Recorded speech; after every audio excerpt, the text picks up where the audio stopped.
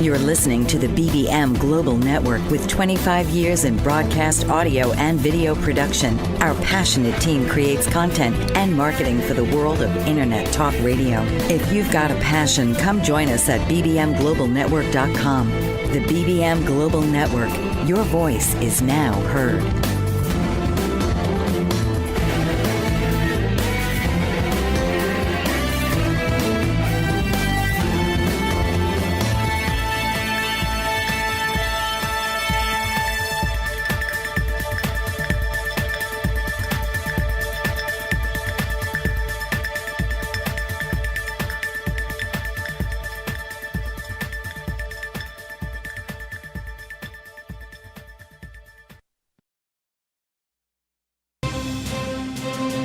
Welcome to Happiness Ninja Down Under with your host, Jamie Rose.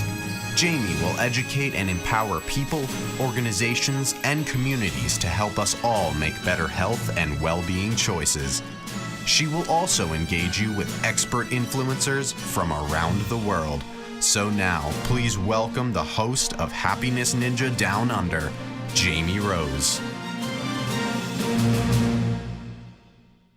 Hello everyone, and welcome to Happiness Ninja Down Under. I am your host, Jamie Rose, and we're on Bold Brave TV, coming to you live. I'm very, very excited about this episode. Thank you all for joining me. So today, we have a very, very special guest to me. Her name is Sue Langley. She lives in Australia, and she's actually the founder of the first Australian government accredited Diploma of Positive Psychology and Wellbeing, which I finished in 2015. And she's the creator of and the founder of the Langley Group. Welcome, Sue. Thank you so much for joining us. It's lovely to be with you. Coming to us from sunny New South Wales in Australia. How is everything there today? It's a beautiful Saturday morning there. It is beautiful Saturday morning. It's beautiful blue sky. I've already been down the beach and had a bit of a paddle in the ocean, bit of a walk along the beach. So feeling very blessed this morning. Excellent. Okay. Well, I wanted to get stuck right into this because I really would love to talk about the Langley Group and the diploma in much more detail. So can you tell me what led to creating this to begin with, to creating the Langley Group and then the diploma? Thanks, Jamie Rose. So the Langley Group came about nearly 20 years ago now as a way of bringing the science of positive psychology, emotional intelligence, and neuroscience to life from a corporate perspective. So much of our work is around positive leadership or neuroscience of innovation, and really bringing the science to life in that sort of leadership and culture and organizational setting. We've been spending a lot of time doing work around positive leadership, and we realized that if you wanted to study positive psychology at the time, the only option, there was one master's program in the US that for me, if I'd have wanted to do it, it would have cost me $100,000 and I'd have had to fly to the US 10 times in 6 months, which is not really feasible. But also many people don't want a master's. They want the practical. They don't necessarily want to do a 10,000 word thesis and research project. So we created the Diploma of Positive Psychology and Wellbeing as a way of giving people a practical way of learning positive psychology. And we wanted it to be university level content, which it absolutely is. It will stretch you. You'll have lots of research papers to read. But actually the assessments are more about, as you'll probably remember, about bringing positive psychology to life. So making it real, making it practical as a parent, as a leader, as a coach, whatever it happens to be. And we're very proud it was a world's first, and it's still, going viral right now with all the lockdowns. We are busier than ever. Yeah, and I'm not surprised because it is a fabulous course. And one thing that I just wanted to touch on, because you mentioned the reason behind it was because there was nothing else, out there below a master's level. And that's exactly what I found. So I discovered this through an elective, through doing a university degree, just a traditional psychology. And when I I learned about, I had all these light bulb moments coming from positive psychology. And I thought, wow, there has to be something else out here more than just an elective unit as part of a degree. And if I hadn't discovered the Langley Group, what was out there, really, there wasn't anything else except for this diploma. And for that reason, it drew me for all the reasons that you just said, that it is university level, but then, you're not required to go to university for it, which makes it accessible for everybody. So I really think, I just wanted to congratulate you and mention that, because I think you're paving the way for positive psychology to be much more expansive sooner because of that reason. Thank you, Jamie Rose. And I think the key thing for us was we did everything. It took us 18 months because we had to set up the Langley Group Institute, which is a registered training organisation, to make sure that the qualification is a registered qualification. But it was about making it practical and a qualification. So there are many certificate programs you can do out there, 6 weeks, 10 weeks, you do little online stuff. But ours is still live. So even though we're not doing we are doing still face-to-face here in Byron Bay, but we do it live. So it's real learning. It's in the moment. It's not just a quick online course that is sort of nice but meaningless. This actually does give you a qualification. And the thing that I'm excited about now, doing it sort of with the virtual live sessions, is we've got people from London, we've got people from Belgium, we've got people from the US, we've got people, we always had to have people fly in. We've had people from Vietnam and Singapore and Thailand and whatever we've done, ones in London, but now we can do it, and people from all over the world in remote regions, they can log on, they can listen to the recordings if they miss one. And it also means it's done over time. So previously, like when you did yours, we had to do 6 days sort of almost back to back, and your poor little brain is, sort of fried of so much fun and engagement. But now with it virtual live and weekly sessions, people do their homework between, they do the assessments between. So it's just, I've never had so much fun. My Monday night, Tuesday night and Thursday night. So literally I do these 3 evenings a week. They're the most fun.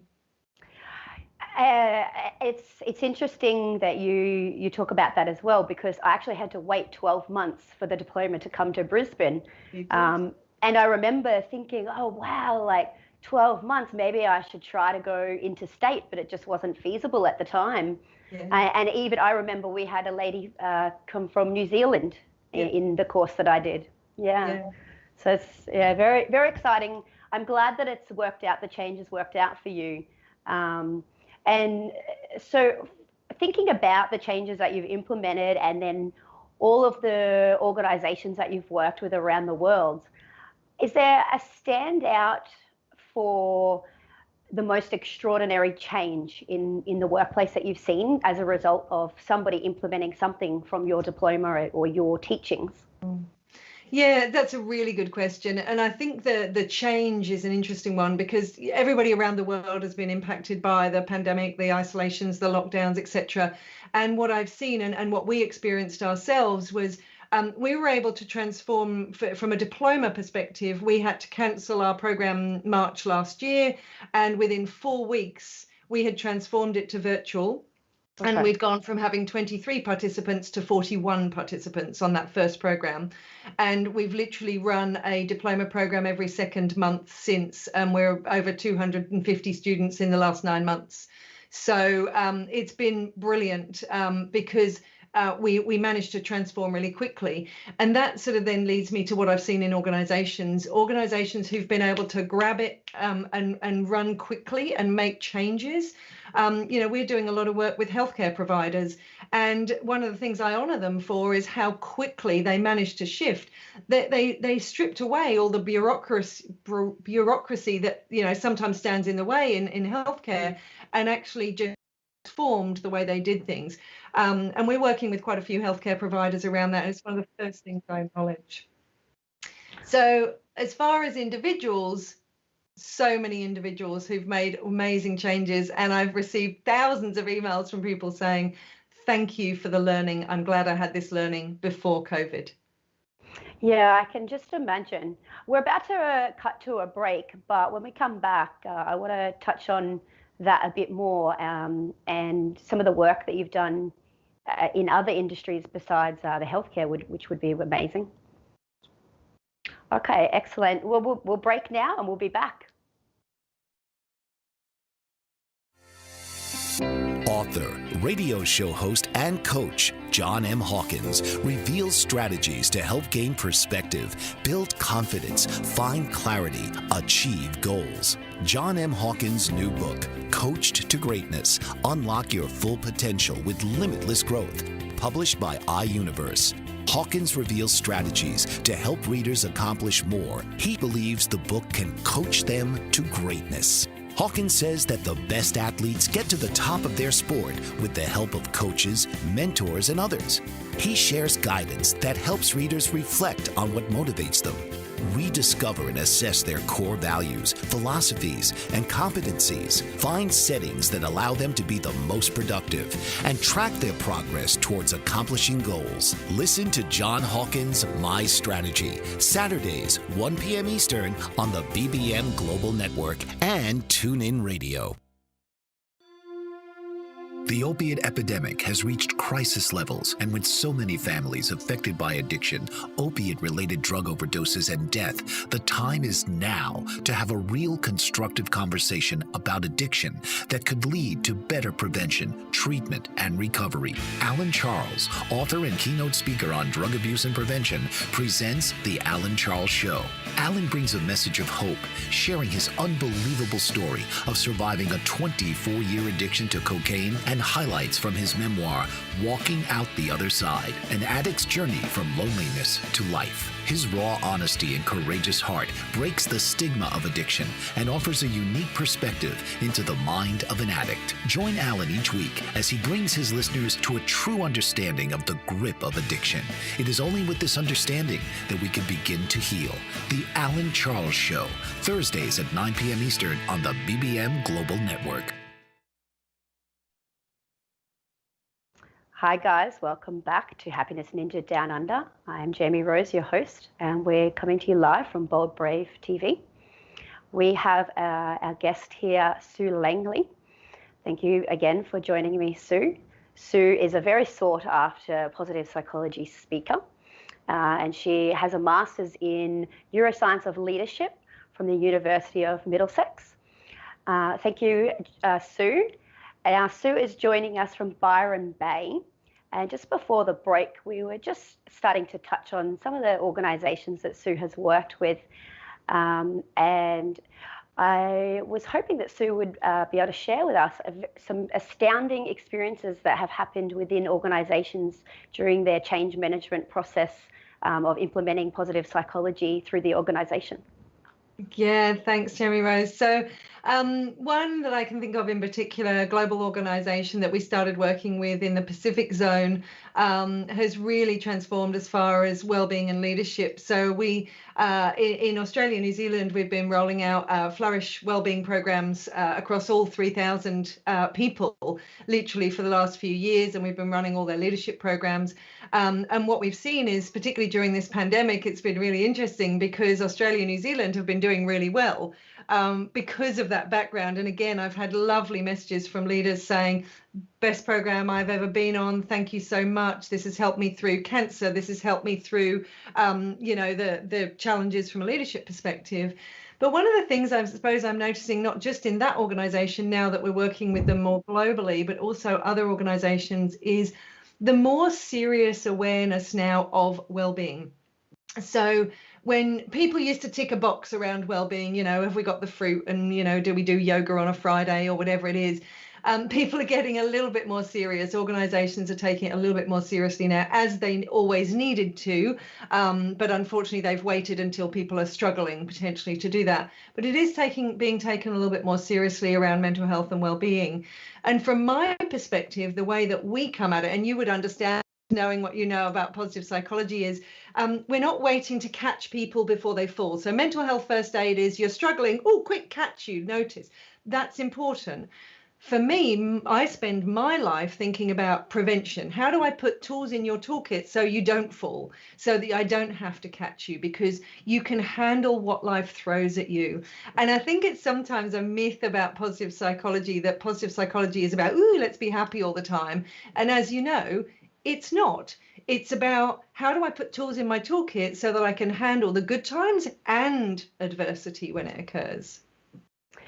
Yeah, exactly. And I think that is a really good point to mention, because for me, as you know, like, this is designed for organizations. However, I came at it from a personal perspective, and I was able to change my world around pretty significantly within, not that long a time. And I attribute it 100% to the diploma. And I think for me, that's one of the things that because once I heard about this, it was a no-brainer for me to learn more. But then as I've tried to educate people, and I've come at it from the perspective of I want to help people who are already struggling and overcome their struggles like I did. But I've realized that not everybody is ready for that, and they don't always believe that it's a possibility.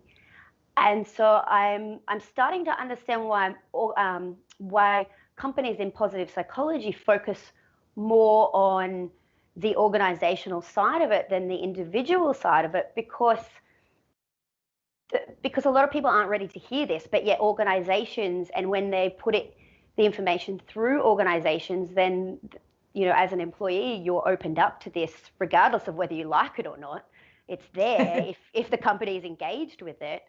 However, yeah, I just think it's really interesting that even though all of these tools are there to be used and can be utilized to help drag you out of, a depressive sort of area, people aren't willing to use them. So, I totally understand why you bring them into organizations. And I think that's the thing for me. The diploma was created for anybody. So we were already doing stuff in organizations, but we wanted to create the diploma for anybody. And the thing that I love, and again, you would have found this probably with your group, is we have literally had everything from firefighters, rugby league players, we've had Olympic athletes, we've had coaches and psychologists, we've had leaders and CEOs, we've had ER doctors and anaesthetists. We've literally had every type of person you could possibly imagine. And we've had people who are literally CEOs of senior or large organizations through to somebody who's got their own business as a coach. And I think what's so wonderful is it does change lives, to your point. We didn't set it up to change lives, but I just wrapped a group on Monday last week, and it was so beautiful. At least 6 or 7 people said, this has already changed my life, and they haven't even finished it yet. So whilst we didn't set it up for that, I think because it is so practical and it's so real, and it's not fluffy. So sometimes I see some certificate courses out there and they're a bit fluffy. You learn a bit about gratitude and then, ooh, isn't that nice? We put the science behind it. And as you remember, we put the neuroscience behind it of what's going on in your brain. Why does this happen? And to your point is whether you're an individual doing the diploma or whether you're lucky enough to be in an organization that is supporting positive leadership and you get put on one of our programs, you're then exposed to it. And kind of whether you like it or not, it's going to start changing the way that you see things. But we do have a caveat. We always say to people when they come off the diploma, just be careful because not everybody else will be where you're at. And it's very easy to critique what you don't know. Yeah, I think that has been a big learning journey for me. I finished this and I thought, oh, everybody who is depressed is going to want to know about this and is going to want to use this information. That really was not the case. A lot of people weren't ready for it and they still aren't. And that's been part of what I've had to accept on the journey. It's like you can't push somebody into this. If they're not ready, they're not ready. Absolutely. But that's the great thing about your course is there for anybody at any point. When they're ready, they can come and access it. Yeah. So we're about to cut for another break again. So when we'll come back, we'll continue this discussion with Sue. So thank you very much. Are you struggling to care for elderly parents or a spouse? Do you wonder if being a caregiver is making you sick? Are you worried about taking time off work to care for elderly parents and balance work, life, and caregiving? Has caregiving become exhausting and emotionally draining? Are you an aging adult who wants to remain independent, but you're not sure how? I'm Pamela D. Wilson. Join me for the Caring Generation radio show for caregivers and aging adults, Wednesday evenings, 6 Pacific, 7 Mountain, 8 Central, and 9 Eastern, where I answer these questions and share tips for managing stress, family relationships, health, well-being, and more. Podcasts and transcripts of the Caring Generation are on my website, PamelaDWilson.com, plus my caregiving library, online caregiver support programs, and programs for corporations interested in supporting working caregivers. Help, hope, and support for caregivers is here on the Caring Generation and PamelaDWilson.com.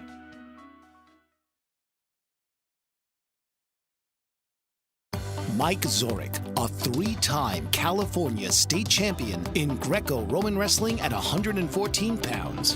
Mike, blind since birth, was born in Hartford, Connecticut. He was a 6-time national placer, including 2 seconds, 2 thirds, and 2 fourths. He also won the Veterans Folk-Style Wrestling twice at 152 pounds. In all these tournaments, he was the only blind competitor.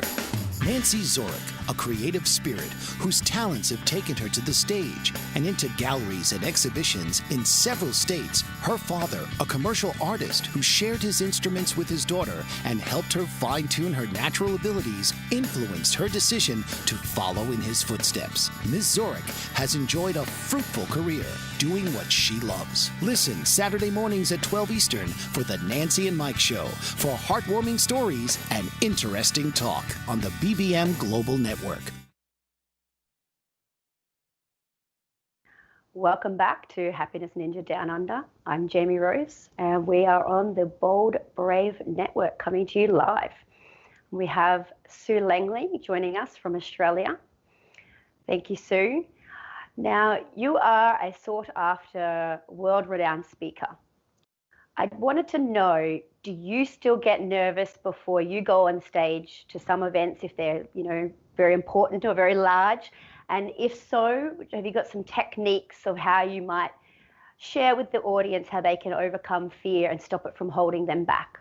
Oh, great question.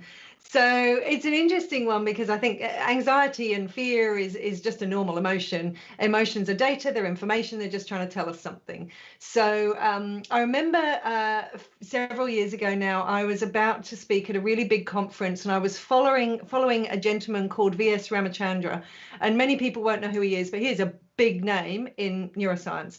And so I was like, oh my goodness, I'm coming on after V.S. Ramachandra. This is amazing. And I use the science. I have a saying, you would have heard me say it before, treat yourself as a scientific experiment. So literally I'm behind the stage and they said, oh, would you like to take a seat? And I'm like, there is no way I'm sitting down. I am standing as tall as possible and I'm doing these sort of pace up and down of like, right, I'm ready, whipping out my superhero pose. And it's brilliant. And because I know how your physiology impacts how you feel, if you get really anxious, your chest will get tight and you're more likely to choke on your words. So for me, it's like you push your shoulders down, you open yourself up, you breathe and you nail it. So now that was quite a few years ago now. Now, do I get nervous? Yes, in a good way, though. So, and again, the research tells us that if you dial up curiosity, you dial down anxiety. So for me, it's about how do I get curious about what can I do? What can I stretch myself? How do I use my strengths in this if it's a big deal? And I love it. And I have to admit, sometimes now, because I've been doing this a while and I love sharing knowledge and facilitating learning. But if it's something that's sort of out of my comfort zone and stretching me in a particular way, I love to put myself out there. And I think about my strengths are on the wall up here. And I think about what strengths can I use to really nail this? How do I manage the emotions in my body? So I use the science all the time to help me, whether I'm grieving through the loss of a loved one, as many of us have had to deal with recently, whether I'm feeling anxious over something or whether I'm really excited and need to tone it down a bit. Yeah, no, I hear you. I use the tools almost every day myself.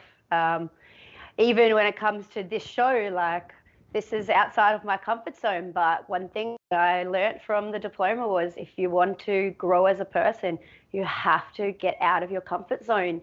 You don't want to go too far. You don't want to freak out, completely and melt down, but we have to stretch ourselves. And then eventually our comfort zone, it grows along with us and it expands with us. Absolutely. And a phrase that I often use is get comfortable with the uncomfortable emotions.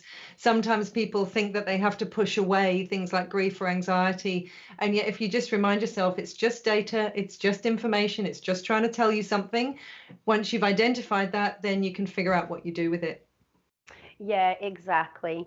I've actually made it my mission because of you to constantly do things that push me outside of my comfort zone. And one thing I did in 2019, I was going to New Zealand for a mindfulness conference.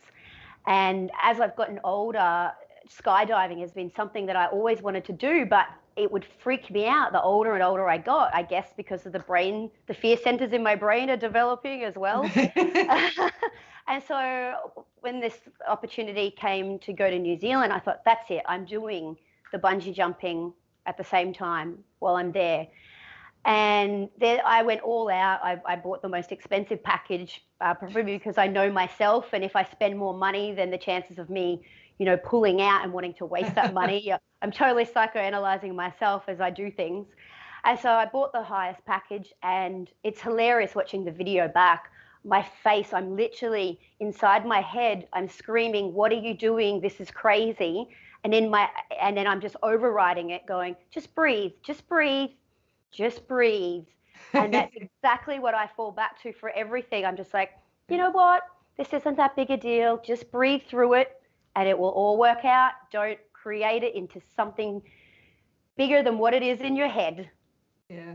Well done. And I survived. It freaked me out, but I survived. Absolutely. I agree. When I did my bungee jump, I sat there for 5 hours thinking I can't do this. And eventually I wasn't going to walk back down the platform. So it was like, right, I've got to do it. And after that, I'm like, if I can do that, I can do anything. That's what I think. Okay. So now you mentioned that you're in Byron Bay now. So I know that that's a relatively new thing. You were in Sydney.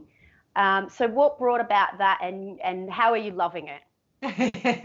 Yeah, so we used to come up to Byron Bay all the time, a little part of Byron Bay called Suffolk Park. We'd come up here all the time, and we had intentions to move up maybe in sort of 10 years' time. Thanks to COVID, we've managed to make some quicker changes, and we moved up here last year, and I love it. And the reason I love it is because we all know sometimes the things we need to do for our well-being. So many people, and again, it's another saying I have, you know it, do you do it? You can tell people the importance of eat, sleep and exercise, but unless you're doing it, it's not going to make a difference to your well-being. And for me, living here, it's the most beautiful place ever. It's just so stunning. But I literally get down the beach every day. I will go for a walk. I'll go for a run. It's a 7-kilometer stretch of beach that is so beautiful. The water's warm. It's a nice place to be, and it encourages me to look after my well-being. So it's a good move for us. And I love doing the virtual stuff. I mean, it's always nice to see people face to face, and I miss that. And yet doing the virtual is so good because I can reach so many more people. I mean, I work literally most days from, pretty much 9 to 5. I might walk on the beach and, have a slightly slower start, 9:30. But then 3 or 4 nights a week, I'm running a diploma from 6 till 9.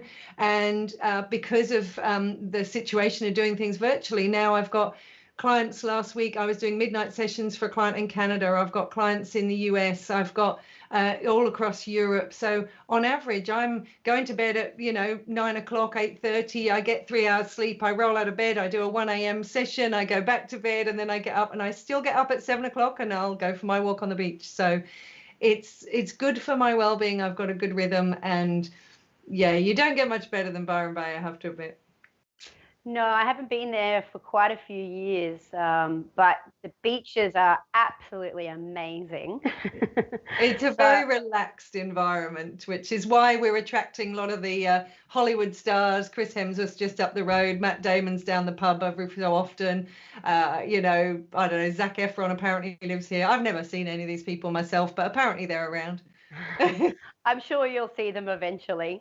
We're about to cut for another break, but when we come back, I wanted to get stuck into, you've launched something new, so we'll touch on that if that's okay. Excellent. All right, we'll cut to this break and we'll be back shortly.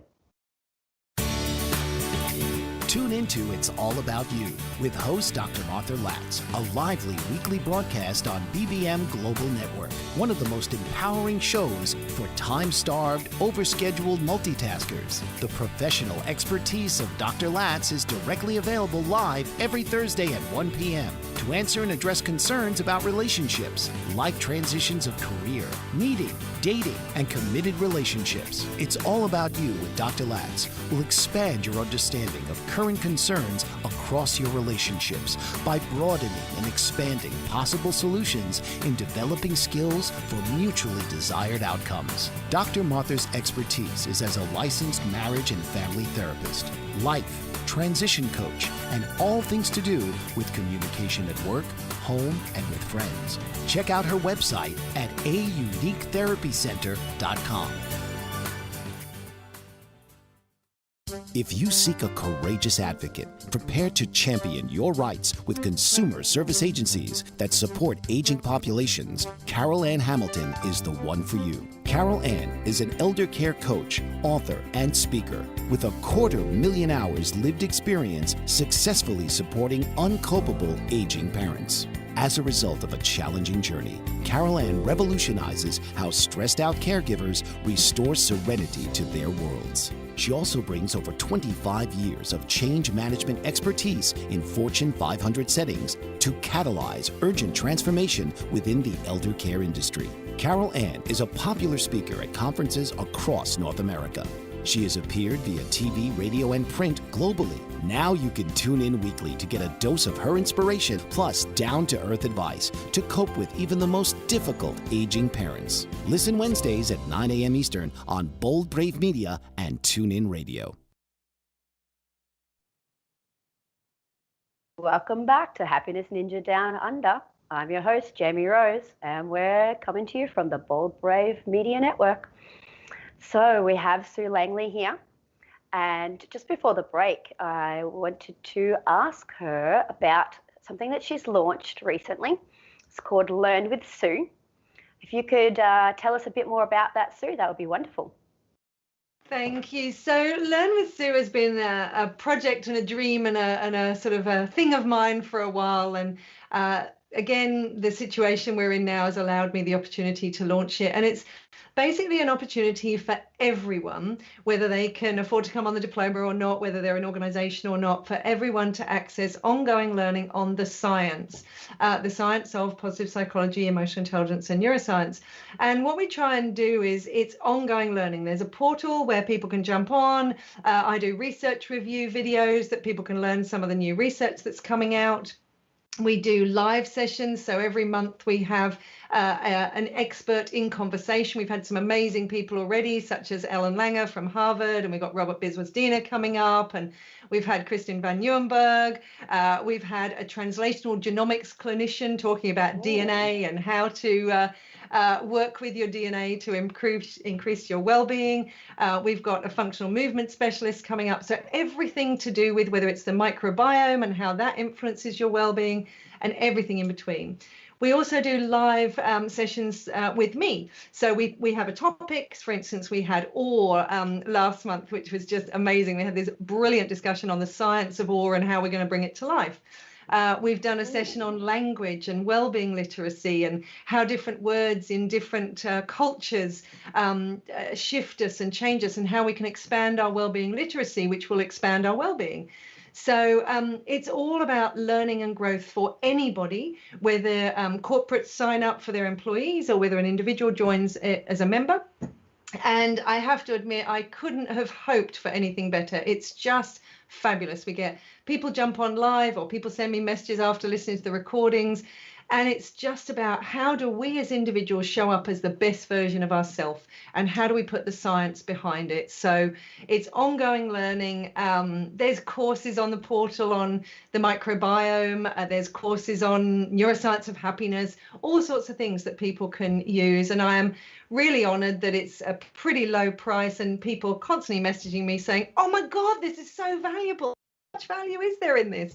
So I love it. And that's what I'm all about, is synthesizing the science, sharing knowledge, facilitating learning. And it's beautiful. I love all of our members. Their input is really adding, and I'm seeing the value they're getting out of it, which is gorgeous.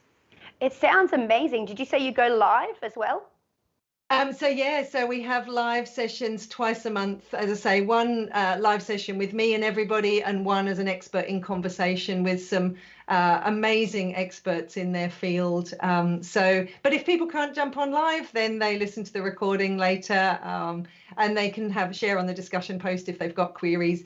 But most people are just loving the learning. Would you like to share where people can go to, the URL for that?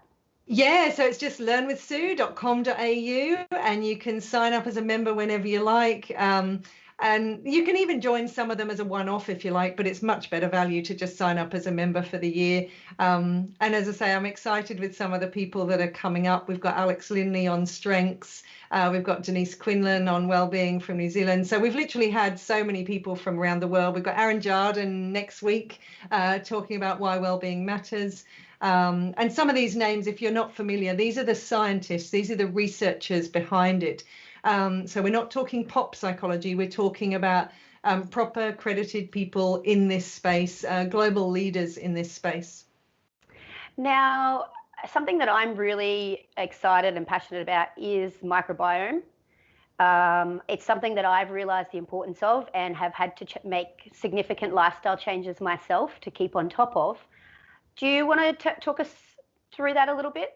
Oh, I love the stuff on the microbiome. So I was lucky enough 2 years ago to spend 3 weeks at the Neuroscience School for Advanced Studies, and I spent a week with the leading neuroscientists around the world on the microbiome. So it was totally over my head, most of it, but I loved it.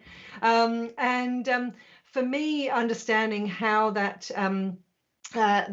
basically all the bacteria that sits in your body, the microbiota, whether it's in your nose, your ears, on your skin, etc., but particularly the microbiome, which is more about your gut bacteria, influences us, is amazing. And again, if you join Learn with Sue, there's actually a 4-part course on the microbiome and the brain that teaches you about what to do, what not to do. And I'm all for making it practical and, taking what the neuroscientists taught me and say, well, what do I do with this? And again, it's not about just reading a sort of a popular book and going, oh, that's great, I'm going to take some probiotics or whatever because most probiotics, the neuroscientists said, by the time you've actually taken them out of the fridge, they're no longer working. So you're literally swallowing money a lot of the time. But there's lots of things you can do. And I'm the same as you, Jamie Rose. I've had my microbiome tested. I've had my DNA tested. And I adjust what I need to do in order to get the best out of myself. And there's so much good stuff on this. God, I could talk about that bit for days. But what you eat will absolutely influence how you feel. And I'll share with you one of the things that I just find absolutely fascinating is if you take a germ-free mouse and you put it in a cage with human poop from a depressed human being, because mice eat poop, sorry to disgust everybody. So you put poop from a depressed human being in that cage, within a matter of days, that mouse will start exhibiting signs of depression.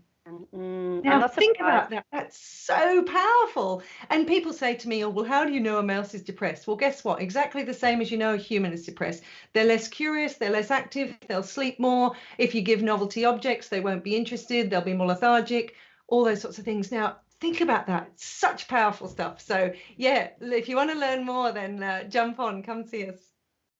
Yeah, I would definitely recommend people do that, because I'm learning more and more about microbiome and fecal replacements. There's like surgery for fecal replacement, which is very interesting. I've even been hearing things about ketamine trips for depression treatment. There's some incredibly fascinating things out there at the moment that aren't mainstream. That's ultimately, that is part of the purpose of this show for me. I want to highlight to people a bunch of different modalities that they likely have not heard of that can help just as much, if not more, than the traditional routes. Absolutely, totally agree. All right, so we're cutting to a break again, and we'll be back shortly to continue this and wrap up the show. According to the American Nurses Association, there are approximately 3.5 to 4 million nurses in the United States. So where do all these nurses work? What kind of roles do they have? What kind of education and training help to prepare them for so many different settings? What kind of impact do nurses have on patient outcomes? The World Health Organization has announced that 2020 will be the Year of the Nurse, honoring the 200th birth anniversary of Florence Nightingale. An international initiative called Nursing Now is underway to raise the profile of nursing. The National Academy of Medicine has convened a committee to create the Future of Nursing 2020 to 2030 that will focus on how the nursing profession can create a culture of health, reduce health disparities, and improve the health and well-being of the U.S. population. Learn more and join Joyce Batchelor on All About Nursing, Wednesdays from 7 to 8 p.m. Central Standard Time on the BBM Global Network. Dr. RC will share extraordinary resources and services that promote educational success, as well as making a difference in the lives of all social workers, as well as the lives of children, adolescents, and teens of today. She will have open discussions addressing many of the issues that we face about our youth and how being employed in the uniquely skilled profession of social work for over 18 years has taught invaluable lessons through her personal experiences. She will also provide real-life facts, examples, and personal stories that will confirm that why serving as a child advocate is extremely beneficial when addressing the needs of the whole child. Listen live to Dare to Soar, Saturdays 10 a.m. Eastern on the BBM Global Network, and tune in radio as Dr. RC will provide thought-provoking information that will empower, encourage, and strengthen students, families, and communities across our nation. You can also visit her at soarwithkatie.com.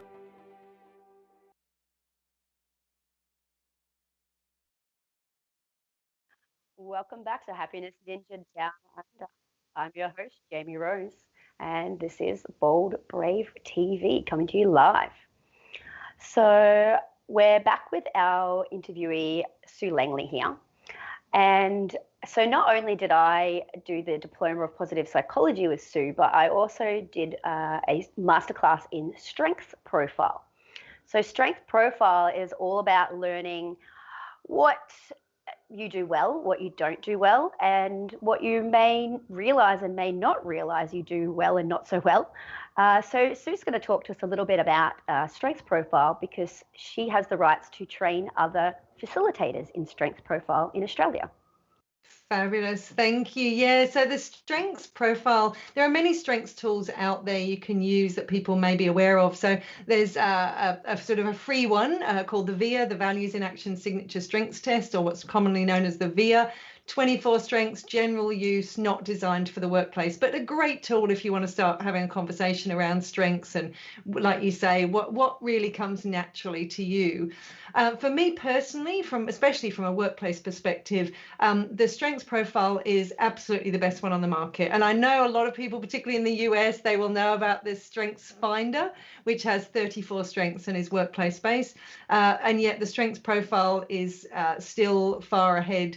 It's got 60 strengths. And to your point, it's the only one that measures not only what you're good at, but it makes a distinction between what you're good at that energizes you and what you're good at that de-energizes you. And this is so powerful, particularly in education, in the workplace. of being able to identify what are the strengths that really light you up. So if I think about myself, for example, I have narrator and spotlight as two of my energizing strengths, which is why on a Saturday morning I'm doing this.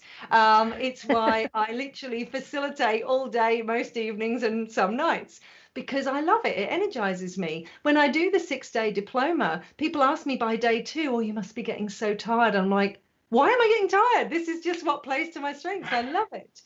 And yet writer is a de-energizing strength. So I've written a couple of book chapters and people have said to me, oh, that's brilliant. Will you write another one? I'm like, oh, really? It's like, it really takes, I wrote another one last year and after saying no for 3 years. And oh my goodness, it was the thing I procrastinated over. And yes, I can do it and I can do it well. And I've got a reputation that I can do it. But oh, it just drains me. So more often than not, I say, no, but put me on screen, put me on stage, and I'm happy. So when you look at the research around strengths, there's a quote by Alex Linley that I love, which is using your strengths is the smallest thing you can do to make the biggest difference. And I've seen people in the workplace literally job craft with their boss around their strengths. I have mine sitting on the wall. I look at it every single day about what strengths I can use to get me through difficult things. You've got to have a difficult conversation. I don't know, a conversation with a lawyer that you've never had to deal with before, and you've got to investigate the legal stuff. Well, you don't want to have the conversation, but guess what? Pick up on your strengths. Right. What are you going to do to give you energy through that tough conversation? So I love the strength stuff. I've seen it with kids. This wonderful lady in an organization, she asked if we could do it with her 17-year-old who was really struggling with their HSC. And we said, well, it's not really designed for children. It's sort of more workplace. But this girl was amazing. She went from nearly dropping out to absolutely having her strengths up on her mirror by her desk. She would tap into it and it gave her the edge and she nailed her HSC. So I think strengths is a wonderful thing that gets you through the tough times. And if you can craft what you do around your strengths every day, it increases engagement, it increases performance, it increases resilience and stress management and a whole range of other wonderful things that go with it. Yeah, definitely. For me, there is huge lightning bolt moments with the strengths profile. And I just want to share it with the audience because it's a tool that I feel is undervalued and people don't really understand the insight that it will give you. So for me, the very first time I did it, so I did it 3 times before I became accredited. I flew from Brisbane to Melbourne, as you know, and participated in the masterclass. But back when I did it the first time, that highlighted for me basically my day-to-day life. I was doing everything that drained me and de-energized me. And when I saw those results and I started thinking about why, I realized that I was living my life to please my family and everybody else. And so that I'm doing what I had learned to do, but it didn't actually motivate me. It didn't energize me. I was living my life for everybody else. Yeah. And when that really, hit home and I had to face that, I was like, okay, well, all I need to do is actually start doing the things that energize me. And it's right here on this piece of paper. And I know that it's true. So why not start? I'll share with you a secret for you and our readers. I'll get in trouble for sharing this because it hasn't been shared yet. But for members of Learn with Sue, very soon, new members or existing members of Learn with Sue are going to get the opportunity to do completely free of charge their expert profile and have a group debrief with me. So it's coming very soon. That is very exciting. Well, I'm really excited to be able to sort of share that with people because to your point is if you want to then use it with others, you need to get certified. But we are actually going to offer that as part of our Learn with Sue membership. And that itself is worth $400 minimum of actually doing the profile and having a debrief, and yet your Learn with Sue is only 380 Australian dollars. So that's coming very soon. And then to your point, if people want to use it with other people professionally, they need to get certified, and you would know that it's really important to actually go through the certification if you're going to be using it with other people. Oh, definitely. Just even doing the certification opened me up to other ways that other people think about explaining the strengths and the results to you. I remember doing my assessment, and I was the same as you. I had writer. It was a learned behavior, so it de-energizes me. But then somebody suggested if I reframe that and come at it through a strength, which is mission for me. So rather than get boggled down with the, I don't want to write, it's draining, it's annoying. It was just like, okay, well, what's my mission? What's my purpose? What am I trying to educate people on? And just that little shift in mindset, it really helps. Yeah. And this is the thing with strengths, that when people understand it, they know that it's not about getting out of things you don't want to do. So writer, yes, I say no more often than I say yes. But when I did say yes, I was the same as you. I looked at my strengths and said, okay, I've got narrator. I'm going to sit on my sofa and I'm going to tell my laptop a story. Works brilliantly. And the fact is we have to do things that we don't always want to do and that we aren't always good at and that won't always energize us. So if we have a tool, how to flip that and look at it differently, it's brilliant. Yeah, love it. Well, we have one more break. So cut to that and then we'll come back and we'll wrap up with Sue. If you're a person caring for someone living with dementia, then this program is for you. It's designed for families and friends coping with the challenges of caregiving. The foundation of care, Susan Kohler believes, is communication. Innovative Dementia Care with Susan Kohler provides strategies to keep the lines of communication open between you and your loved one, increase quality interactions, decrease the burden of daily care for you, the caregiver. Join Susan, 11 a.m. Eastern, on the BBM Global Network. Susan and her guests will share techniques so you can facilitate your loved one's ability to safely follow your instructions, participate in daily activities, and express daily wants and desires to learn positive solutions, creative ideas, and practical strategies that will build a healthy foundation of care. Have you ever felt like no one is listening, or you're not getting the honest attention you deserve? Do you even know the kind of attention you want or need? You are not alone. Alice Aspen March is here to help. Thanks to Alice, through her epiphany and research over the word attention, there are solutions to the attention dilemma. Worldwide audiences have been enthralled and engaged for over 40 years with her visionary and pioneering observations. The kind of attention we get and give is vital to improving our lives and society. Alice and her weekly guests review game-changing insights for transforming and improving our understanding of attention, providing techniques for creating healthier and empowering behavior. Get a new perspective on a mainstream word. Tune into Why Our Attention Matters for fresh and thought-provoking conversations every Tuesday at 3 p.m. Eastern on boldbravemedia.com and the TuneIn Radio app.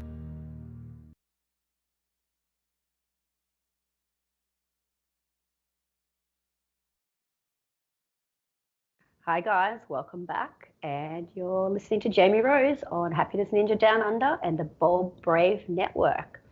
We are in our last session here with Sue Langley. She's joined us all the way from Australia on a Saturday morning there, so we've skipped ahead of time somehow through these time differences, which I found fascinating. And so I'm just going to wrap up with Sue here. She's an amazing woman. She's accomplished lots of different things in her life, and she inspires and motivates people across the world, including myself. So I just wanted to ask you, Sue, is there any last gold nuggets of advice that you could offer to people, whether they're struggling, whether they're just seeking more happiness and wellness in general? I'll let you It's a really good question. Thank you for that one. And I suppose one of the things that I will never do is I will never nut it down to these 3 things will make you happy, because it's not that simple. One thing that I will say is positive psychology is not a spectator sport.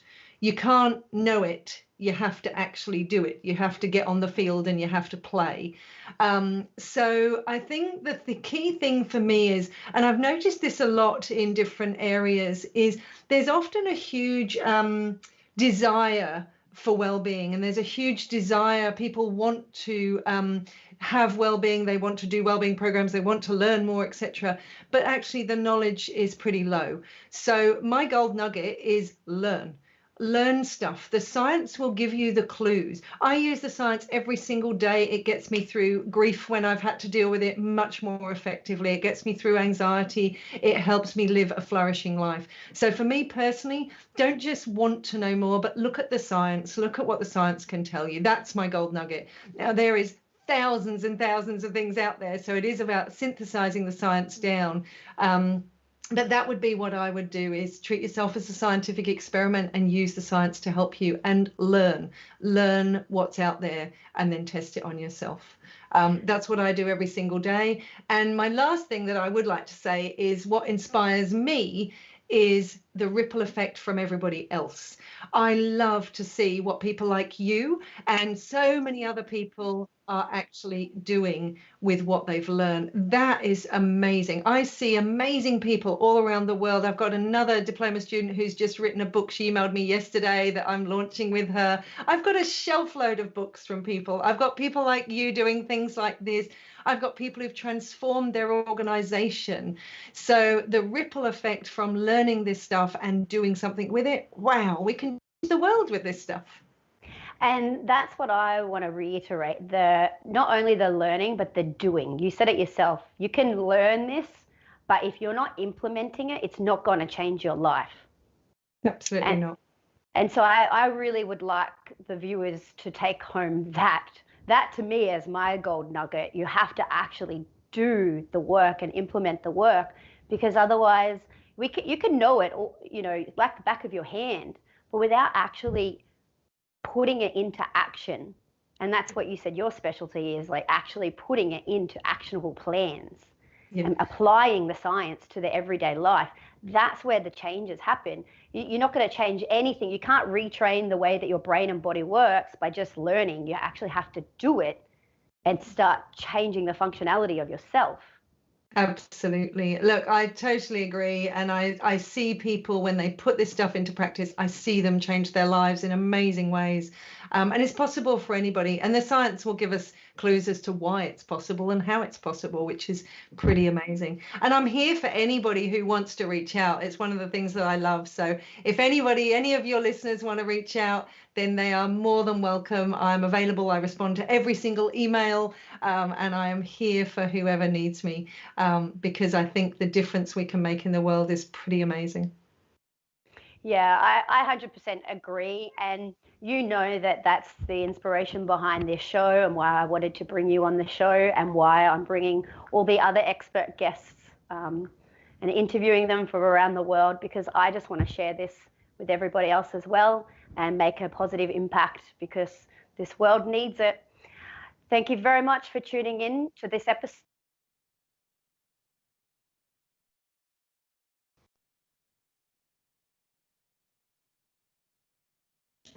Thank you to everybody. I'm still here. Thank you, Jamie Rose. I know we lost you somewhere, but thank you to everybody listening, and really appreciate your time. And if you have anything you'd like to reach out to Jamie Rose or myself, then please do.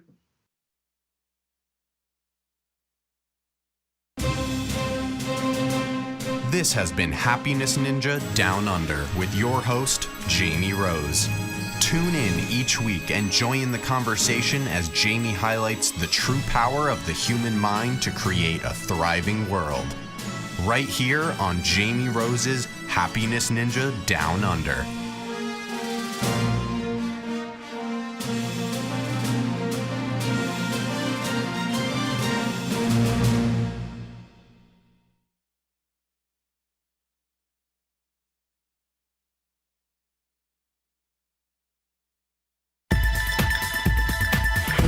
You've been listening to the BBM Global Network.